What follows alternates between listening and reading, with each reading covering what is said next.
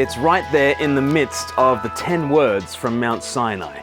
Exodus chapter 20, verse 5, "You shall not bow down to the idols or worship them, for I, the Lord, am a jealous God." What a horrible idea, we might think. A jealous God. What kind of a God gets jealous? Well, Mount Sinai is not an unguarded moment of candor. The Lord is very open about his jealousy.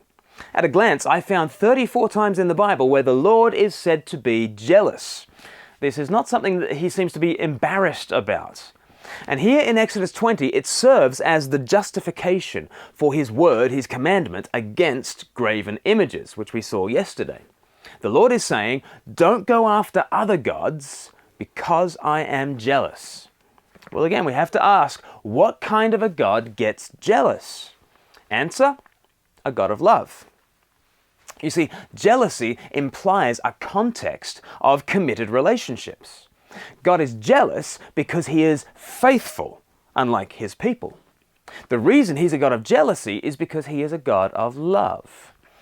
Let's notice a few things about the Lord's jealousy. Firstly, the word for jealous could just as well be translated zealous. In fact, both English words have come to us from the same Greek translation of this word, zealous. In Hebrew, it's derived from the word for red. It's the idea of hot-blooded commitment. And we can think of lots of examples of good jealousy. In this world, in human life, there's good, appropriate, hot-blooded, protective, possessive, zealous ardor. In fact, in the human realm, if this jealousy is missing from a relationship, you may wonder whether true love is also missing.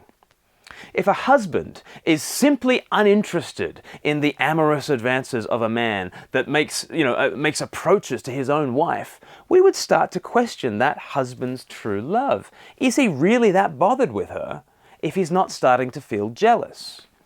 So we see how jealousy can be a good thing on a human level. Now let's think of the jealousy of God. You see, he tells his people, "You shall have no other gods before my presence, my son." We saw this yesterday. He jealously covets his people's affections, and he wants them wholeheartedly devoted to their true bridegroom, Christ. Here is a God with his heart on his sleeve. "I am jealous," he says. In fact, in Exodus 34, verse 14, he will say, "My name is jealous." God loves with a burning, faithful, marital love.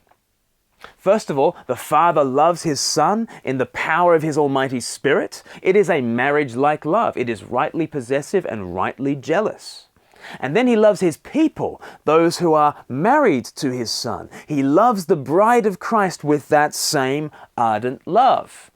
And throughout the Bible, God's people, for their part, they respond badly to God's zealous love. But instead of being called to be obedient, again and again, God's people are called to be faithful. And when they sin, they're not just called transgressors, they are called adulterers. There's meant to be this marriage relationship. To be on the inside of God's jealous love is a wonderful thing. It's to be rightly possessed and secure. It is the sunshine of his love.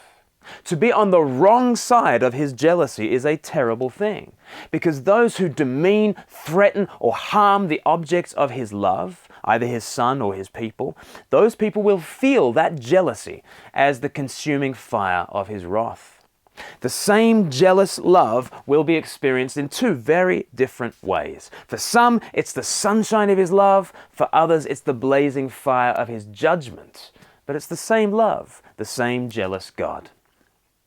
What kind of a God is this? Certainly, it is no cold, calculating clockwork God. He is not a God to be tamed or taken for granted. Here on Mount Sinai, we see a passionate God entering into committed covenant relationship with us. He's not afraid to wear his heart on his sleeve.